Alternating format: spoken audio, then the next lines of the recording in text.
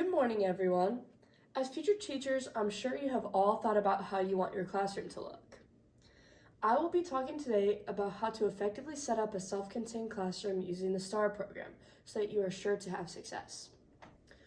Although some of the things I'm going to talk about might seem like you're doing a little bit too much, this program is designed to make the classroom run more effectively and more smoothly. When setting up your room, it is very important to remember all the students that you might be teaching. Making sure your classroom is set up for success is very important because as teachers, we should all want our students to achieve the goals that have been put in place for them. Would you agree with that? Yes. Awesome. When getting ready to set up your new classroom as a self-contained teacher, there are a few important things to consider, such as providing a positive learning environment while also making it safe for the students that you'll be teaching.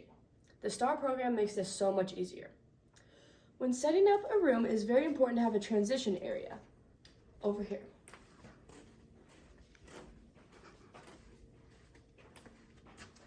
In your transition area, you will have visual schedules.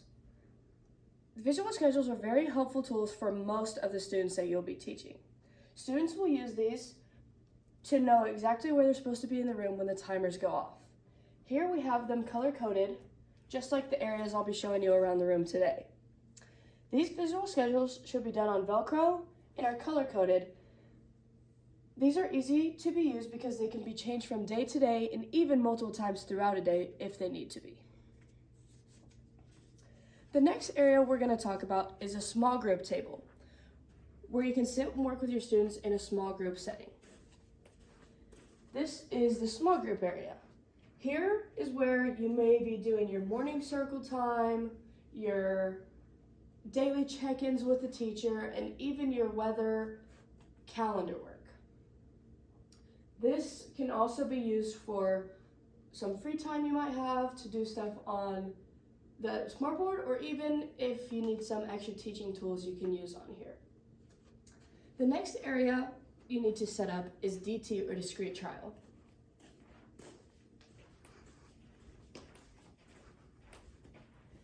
This is DT.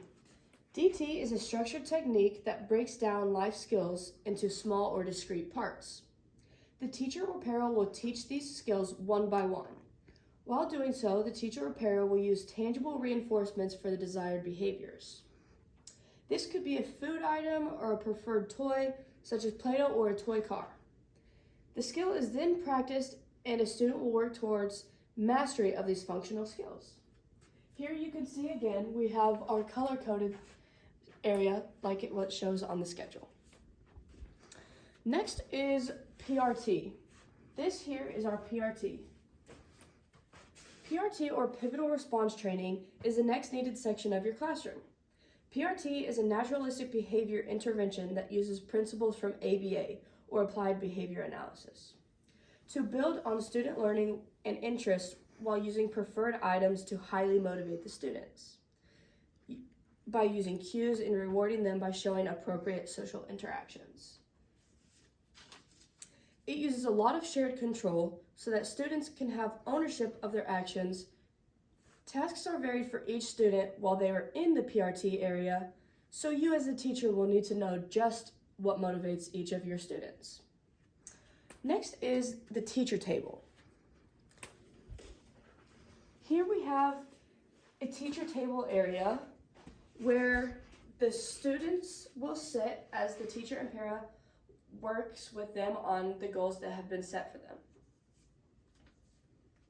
Next, you will need a snack table area.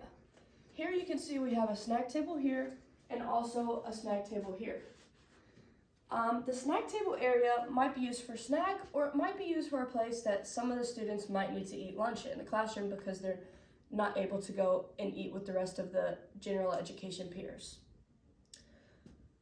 The last part of your room setup is going to be independent workstations. You will want a task organization system, which the easiest one is usually a set of 3 or 4 set drawers with a task in each one.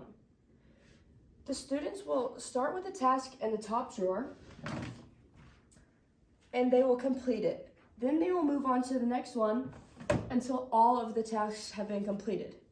This allows time for students to practice skills previously worked on to ensure that regression of the learned skills does not occur. This area might include folder activities, puzzles, worksheets, anything that the student can work on and do independently. This might also be worksheets that can be used for handwriting. Anything that the students might be able to do independently will be in these drawers.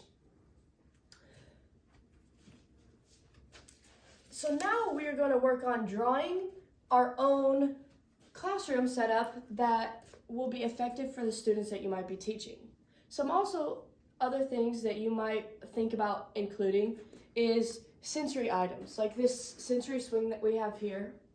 And also this little area in the corner here that might be used for students when they need to calm down or they just have some free time. They can also use this as a reward for their behavior and from the good things they've done throughout the day. This has weighted blankets, maybe some seat cushions, anything that might help the student be able to calm down. You can put them in anywhere you'd like in the classroom. Just remember the specific things that are needed to set your classroom up for success. Thank you for giving me all your undivided attention today. I hope that now you are a little bit more confident when it comes to setting up your classroom. This lesson was designed to help you, as a teacher, start thinking about your classroom setup and how you can apply this to all the different kids that you might be teaching. Thank you again for listening to me today. I hope that this lesson helps you in some way.